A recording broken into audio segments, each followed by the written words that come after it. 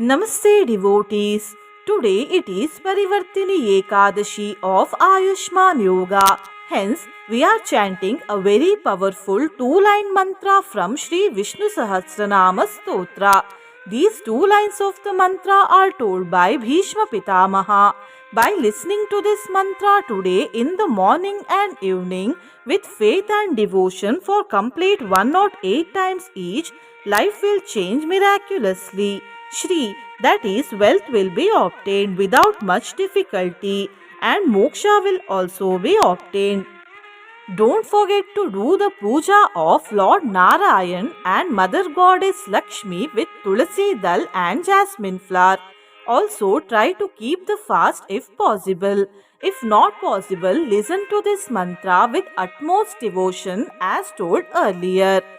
While listening to the mantra, do the dhyana of Lord Narayan and Mother Goddess Lakshmi. Before listening to the mantra, if you are new to the channel, subscribe the channel, press the nearby bell icon and select all option. Anivarti nivrittatma Sankshepakshemakritchivaha Shrivatsavakshaha Shrivasaha Shripatihi Shrimatamvaraha Anivarti nivrittatma Sankshepakshemakritchivaha Shrivatsavakshaha Shrivasaha Shripatihi Shrimatamvaraha Anivarti nivrittatma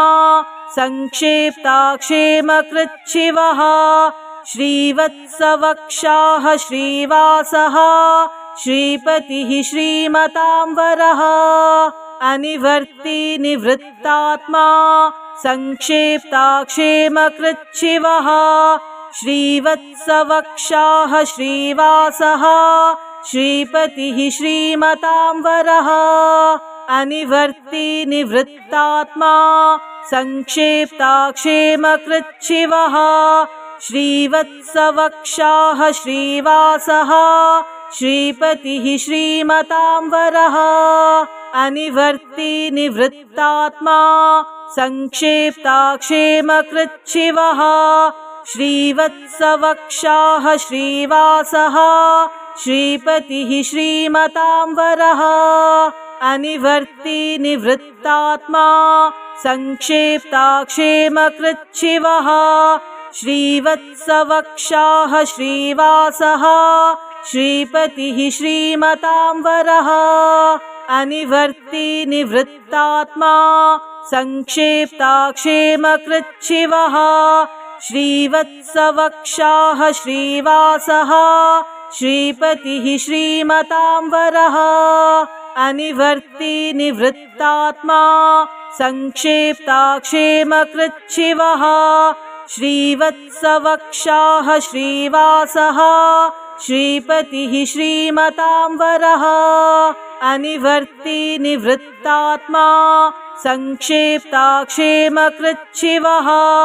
Shrivatsavakshaha Shrivasaha Shripatihi Shrimatamvaraha Anivarti nivrittatma Sankshepakshemakritchivaha Shrivatsavakshaha Shrivasaha Shripatihi Shrimatamvaraha Anivarti nivrittatma Sankshepakshemakritchivaha Shrivatsavakshaha Shrivasaha Shripatihi Shrimatamvaraha Anivarti nivrittatma Sankshepakshemakritchivaha Shrivatsavakshaha Shrivasaha Shripatihi Shrimatamvaraha Anivarti nivrittatma Sankshepakshemakritchivaha Shrivatsavakshaha Shrivasaha Shripatihi Shrimatamvaraha Anivarti nivrittatma Sankshepakshemakritchivaha Shrivatsavakshaha Shrivasaha Shripatihi Shrimatamvaraha Anivarti nivrittatma Sankshepakshemakritchivaha श्रीवत्सवक्षाः श्रीवासः श्रीपतिः श्रीमताम्बरः अनिवर्ती निवृत्तात्मा संक्षेप्ताक्षेमकृच्छिवः श्रीवत्सवक्षाः श्रीवासः श्रीपतिः श्रीमताम्बरः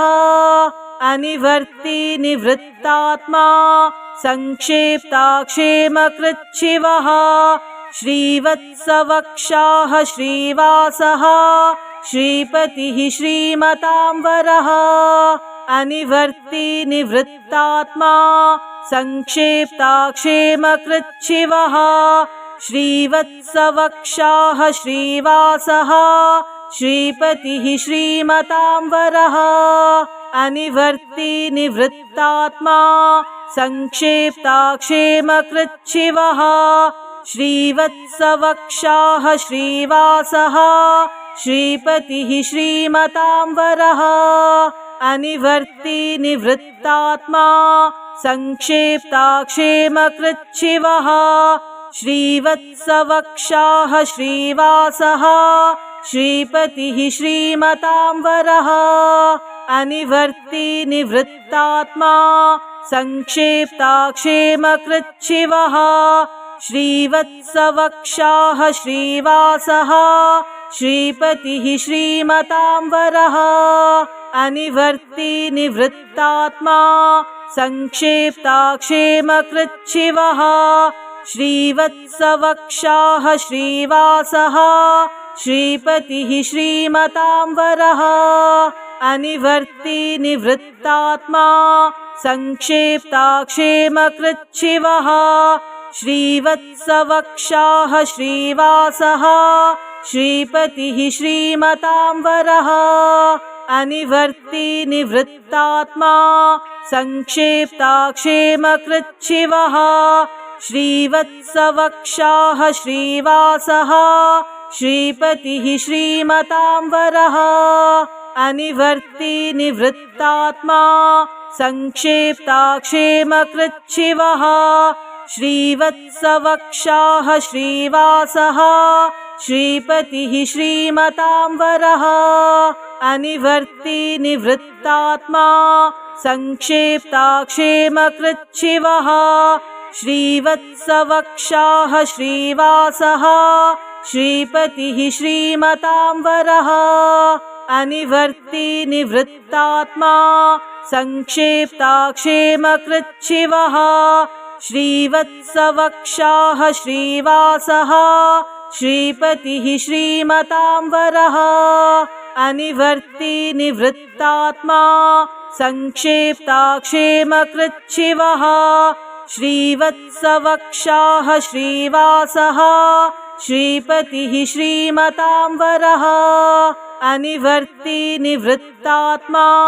संक्षेप्ताक्षेमकृच्छिवः श्रीवत्सवक्षाः श्रीवासः श्रीपतिः श्रीमताम्बरः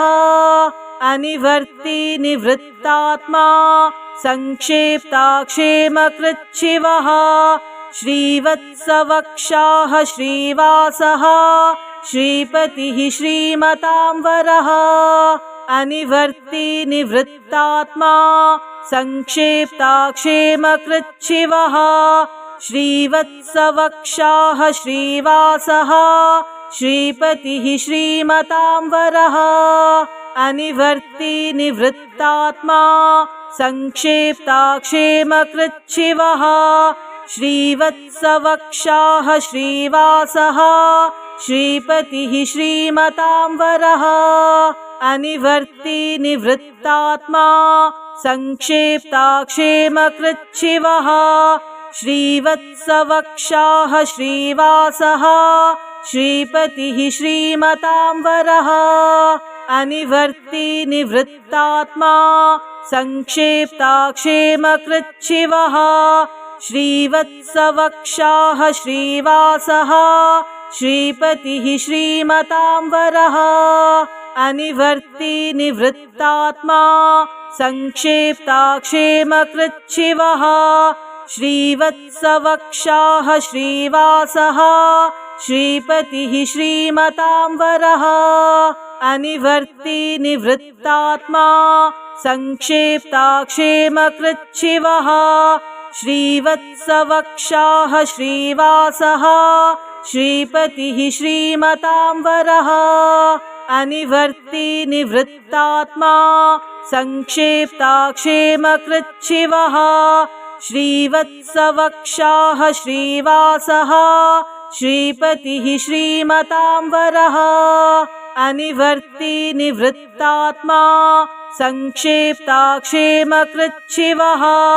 श्रीवत्सवक्षाः श्रीवासः श्रीपतिः श्रीमतां वरः अनिवर्ती निवृत्तात्मा संक्षेप्ताक्षेमकृच्छिवः श्रीवत्सवक्षाः श्रीवासः श्रीपतिः श्रीमतां वरः अनिवर्ती निवृत्तात्मा संक्षेप्ताक्षेमकृच्छिवः श्रीवत्सवक्षाः श्रीवासः श्रीपतिः श्रीमतां वरः अनिवर्ती निवृत्तात्मा संक्षेप्ताक्षेमकृच्छिवः श्रीवत्सवक्षाः श्रीवासः श्रीपतिः श्रीमतां वरः अनिवर्ती निवृत्तात्मा संक्षेप्ताक्षेमकृच्छिवः श्रीवत्सवक्षाः श्रीवासः श्रीपतिः श्रीमतां वरः अनिवर्ती निवृत्तात्मा संक्षेप्ताक्षेमकृच्छिवः श्रीवत्सवक्षाः श्रीवासः श्रीपतिः श्रीमतां वरः अनिवर्ती निवृत्तात्मा संक्षेप्ताक्षेमकृच्छिवः श्रीवत्सवक्षाः श्रीवासः श्रीपतिः श्रीमतां वरः अनिवर्ती निवृत्तात्मा संक्षेप्ताक्षेमकृच्छिवः श्रीवत्सवक्षाः श्रीवासः श्रीपतिः श्रीमतां वरः अनिवर्ती निवृत्तात्मा संक्षेप्ताक्षेमकृच्छिवः श्रीवत्सवक्षाः श्रीवासः श्रीपतिः श्रीमतां वरः अनिवर्ती निवृत्तात्मा संक्षेप्ताक्षेमकृच्छिवः श्रीवत्सवक्षाः श्रीवासः श्रीपतिः श्रीमतां वरः अनिवर्ती निवृत्तात्मा संक्षेप्ताक्षेमकृच्छिवः श्रीवत्सवक्षाः श्रीवासः श्रीपतिः श्रीमतां वरः अनिवर्ती निवृत्तात्मा संक्षेप्ताक्षेमकृच्छिवः श्रीवत्सवक्षाः श्रीवासः श्रीपतिः श्रीमतां वरः अनिवर्ती निवृत्तात्मा संक्षेप्ताक्षेमकृच्छिवः श्रीवत्सवक्षाः श्रीवासः श्रीपतिः श्रीमतां वरः अनिवर्ती निवृत्तात्मा संक्षेप्ताक्षेमकृच्छिवः श्रीवत्सवक्षाः श्रीवासः श्रीपतिः श्रीमतां वरः अनिवर्ती निवृत्तात्मा संक्षेप्ताक्षेमकृच्छिवः श्रीवत्सवक्षाः श्रीवासः श्रीपतिः श्रीमतां वरः अनिवर्ती निवृत्तात्मा संक्षेप्ताक्षेमकृच्छिवः श्रीवत्सवक्षाः श्रीवासः श्रीपतिः श्रीमतां वरः अनिवर्ती निवृत्तात्मा संक्षेप्ताक्षेमकृच्छिवः श्रीवत्सवक्षाः श्रीवासः श्रीपतिः श्रीमतां वरः अनिवर्ती निवृत्तात्मा संक्षेप्ताक्षेमकृच्छिवः श्रीवत्सवक्षाः श्रीवासः श्रीपतिः श्रीमतां वरः अनिवर्ति निवृत्तात्मा संक्षेप्ताक्षेमकृच्छिवः श्रीवत्सवक्षाः श्रीवासः श्रीपतिः श्रीमतांवरः अनिवर्ति निवृत्तात्मा संक्षेप्ताक्षेमकृच्छिवः श्रीवत्सवक्षाः श्रीवासः श्रीपतिः श्रीमतांवरः अनिवर्ति निवृत्तात्मा संक्षेप्ताक्षेमकृच्छिवः श्रीवत्सवक्षाः श्रीवासः श्रीपतिः श्रीमतांवरः अनिवर्ति निवृत्तात्मा संक्षेप्ताक्षेमकृच्छिवः श्रीवत्सवक्षाः श्रीवासः श्रीपतिः श्रीमतांवरः अनिवर्ति निवृत्तात्मा संक्षेप्ताक्षेमकृच्छिवः श्रीवत्सवक्षाः श्रीवासः श्रीपतिः श्रीमतांवरः अनिवर्ति निवृत्तात्मा संक्षेप्ताक्षेमकृच्छिवः श्रीवत्सवक्षाः श्रीवासः श्रीपतिः श्रीमतांवरः अनिवर्ति निवृत्तात्मा संक्षेप्ताक्षेमकृच्छिवः श्रीवत्सवक्षाः श्रीवासः श्रीपतिः श्रीमतांवरः अनिवर्ति निवृत्तात्मा संक्षेप्ताक्षेमकृच्छिवः श्रीवत्सवक्षाः श्रीवासः श्रीपतिः श्रीमतांवरः अनिवर्ति निवृत्तात्मा संक्षेप्ताक्षेमकृच्छिवः श्रीवत्सवक्षाः श्रीवासः श्रीपतिः श्रीमतांवरः अनिवर्ति निवृत्तात्मा संक्षेप्ताक्षेमकृच्छिवः श्रीवत्सवक्षाः श्रीवासः श्रीपतिः श्रीमतांवरः अनिवर्ति निवृत्तात्मा संक्षेप्ताक्षेमकृच्छिवः श्रीवत्सवक्षाः श्रीवासः श्रीपतिः श्रीमतांवरः अनिवर्ति निवृत्तात्मा संक्षेप्ताक्षेमकृच्छिवः श्रीवत्सवक्षाः श्रीवासः श्रीपतिः श्रीमतांवरः अनिवर्ति निवृत्तात्मा संक्षेप्ताक्षेमकृच्छिवः श्रीवत्सवक्षाः श्रीवासः श्रीपतिः श्रीमतांवरः अनिवर्ति निवृत्तात्मा संक्षेप्ताक्षेमकृच्छिवः श्रीवत्सवक्षाः श्रीवासः श्रीपतिः श्रीमतांवरः अनिवर्ति निवृत्तात्मा संक्षेप्ताक्षेमकृच्छिवः श्रीवत्सवक्षाः श्रीवासः श्रीपतिः श्रीमतांवरः अनिवर्ति निवृत्तात्मा संक्षेप्ताक्षेमकृच्छिवः श्रीवत्सवक्षाः श्रीवासः श्रीपतिः श्रीमतांवरः अनिवर्ति निवृत्तात्मा संक्षेप्ताक्षेमकृच्छिवः श्रीवत्सवक्षाः श्रीवासः श्रीपतिः श्रीमतांवरः अनिवर्ति निवृत्तात्मा संक्षेप्ताक्षेमकृच्छिवः श्रीवत्सवक्षाः श्रीवासः श्रीपतिः श्रीमतांवरः अनिवर्ति निवृत्तात्मा संक्षेप्ताक्षेमकृच्छिवः श्रीवत्सवक्षाः श्रीवासः श्रीपतिः श्रीमतांवरः अनिवर्ति निवृत्तात्मा संक्षेप्ताक्षेमकृच्छिवः श्रीवत्सवक्षाः श्रीवासः श्रीपतिः श्रीमतांवरः अनिवर्ति निवृत्तात्मा संक्षेप्ताक्षेमकृच्छिवः श्रीवत्सवक्षाः श्रीवासः श्रीपतिः श्रीमतां वरः अनिवर्ती निवृत्तात्मा संक्षेप्ताक्षेमकृच्छिवः श्रीवत्सवक्षाः श्रीवासः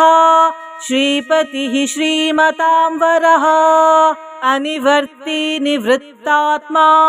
संक्षेप्ताक्षेमकृच्छिवः श्रीवत्सवक्षाः श्रीवासः श्रीपतिः श्रीमतां वरः अनिवर्ती निवृत्तात्मा संक्षेप्ताक्षेमकृच्छिवः श्रीवत्सवक्षाः श्रीवासः श्रीपतिः श्रीमतां वरः अनिवर्ती निवृत्तात्मा संक्षेप्ताक्षेमकृच्छिवः श्रीवत्सवक्षाः श्रीवासः श्रीपतिः श्रीमतां वरः अनिवर्ती निवृत्तात्मा संक्षेप्ताक्षेमकृच्छिवः श्रीवत्सवक्षाः श्रीवासः श्रीपतिः श्रीमतां वरः अनिवर्ती निवृत्तात्मा संक्षेप्ताक्षेमकृच्छिवः श्रीवत्सवक्षाः श्रीवासः श्रीपतिः श्रीमतां वरः अनिवर्ती निवृत्तात्मा संक्षेप्ताक्षेमकृच्छिवः श्रीवत्सवक्षाः श्रीवासः श्रीपतिः श्रीमतां वरः अनिवर्ती निवृत्तात्मा संक्षेप्ताक्षेमकृच्छिवः श्रीवत्सवक्षाः श्रीवासः श्रीपतिः श्रीमतां वरः अनिवर्ती निवृत्तात्मा संक्षेप्ताक्षेमकृच्छिवः श्रीवत्सवक्षाः श्रीवासः श्रीपतिः श्रीमतां वरः अनिवर्ती निवृत्तात्मा संक्षेप्ताक्षेमकृच्छिवः श्रीवत्सवक्षाः श्रीवासः श्रीपतिः श्रीमतां वरः अनिवर्ती निवृत्तात्मा संक्षेप्ताक्षेमकृच्छिवः श्रीवत्सवक्षाः श्रीवासः श्रीपतिः श्रीमतां वरः अनिवर्ती निवृत्तात्मा संक्षेप्ताक्षेमकृच्छिवः श्रीवत्सवक्षाः श्रीवासः श्रीपतिः श्रीमतां वरः अनिवर्ती निवृत्तात्मा संक्षेप्ताक्षेमकृच्छिवः श्रीवत्सवक्षाः श्रीवासः श्रीपतिः श्रीमतां वरः अनिवर्ती निवृत्तात्मा संक्षेप्ताक्षेमकृच्छिवः श्रीवत्सवक्षाः श्रीवासः श्रीपतिः श्रीमतां वरः अनिवर्ती निवृत्तात्मा संक्षेप्ताक्षेमकृच्छिवः श्रीवत्सवक्षाः श्रीवासः श्रीपतिः श्रीमतां वरः अनिवर्ती निवृत्तात्मा संक्षेप्ताक्षेमकृच्छिवः श्रीवत्सवक्षाः श्रीवासः श्रीपतिः श्रीमतां वरः अनिवर्ती निवृत्तात्मा संक्षेप्ताक्षेमकृच्छिवः श्रीवत्सवक्षाः श्रीवासः श्रीपतिः श्रीमतां वरः अनिवर्ती निवृत्तात्मा संक्षेप्ताक्षेमकृच्छिवः श्रीवत्सवक्षाः श्रीवासः श्रीपतिः श्रीमतां वरः अनिवर्ती निवृत्तात्मा संक्षेप्ताक्षेमकृच्छिवः श्रीवत्सवक्षाः श्रीवासः श्रीपतिः श्रीमतां वरः अनिवर्ती निवृत्तात्मा संक्षेप्ताक्षेमकृच्छिवः श्रीवत्सवक्षाः श्रीवासः श्रीपतिः श्रीमतां वरः अनिवर्ती निवृत्तात्मा संक्षेप्ताक्षेमकृच्छिवः श्रीवत्सवक्षाः श्रीवासः श्रीपतिः श्रीमतां वरः अनिवर्ती निवृत्तात्मा संक्षेप्ताक्षेमकृच्छिवः श्रीवत्सवक्षाः श्रीवासः श्रीपतिः श्रीमतां वरः अनिवर्ती निवृत्तात्मा संक्षेप्ताक्षेमकृच्छिवः श्रीवत्सवक्षाः श्रीवासः श्रीपतिः श्रीमतां वरः अनिवर्ती निवृत्तात्मा संक्षेप्ताक्षेमकृच्छिवः श्रीवत्सवक्षाः श्रीवासः श्रीपतिः श्रीमतां वरः अनिवर्ती निवृत्तात्मा संक्षेप्ताक्षेमकृच्छिवः श्रीवत्सवक्षाः श्रीवासः श्रीपतिः श्रीमतां वरः अनिवर्ती निवृत्तात्मा संक्षेप्ताक्षेमकृच्छिवः श्रीवत्सवक्षाः श्रीवासः श्रीपतिः श्रीमतां वरः अनिवर्ती निवृत्तात्मा संक्षेप्ताक्षेमकृच्छिवः श्रीवत्सवक्षाः श्रीवासः श्रीपतिः श्रीमतां वरः अनिवर्ती निवृत्तात्मा संक्षेप्ताक्षेमकृच्छिवः श्रीवत्सवक्षाः श्रीवासः श्रीपतिः श्रीमतां वरः अनिवर्ती निवृत्तात्मा संक्षेप्ताक्षेमकृच्छिवः श्रीवत्सवक्षाः श्रीवासः श्रीपतिः श्रीमतां वरः अनिवर्ती निवृत्तात्मा संक्षेप्ताक्षेमकृच्छिवः श्रीवत्सवक्षाः श्रीवासः श्रीपतिः श्रीमतां वरः अनिवर्ती निवृत्तात्मा संक्षेप्ताक्षेमकृच्छिवः श्रीवत्सवक्षाः श्रीवासः श्रीपतिः श्रीमतां वरः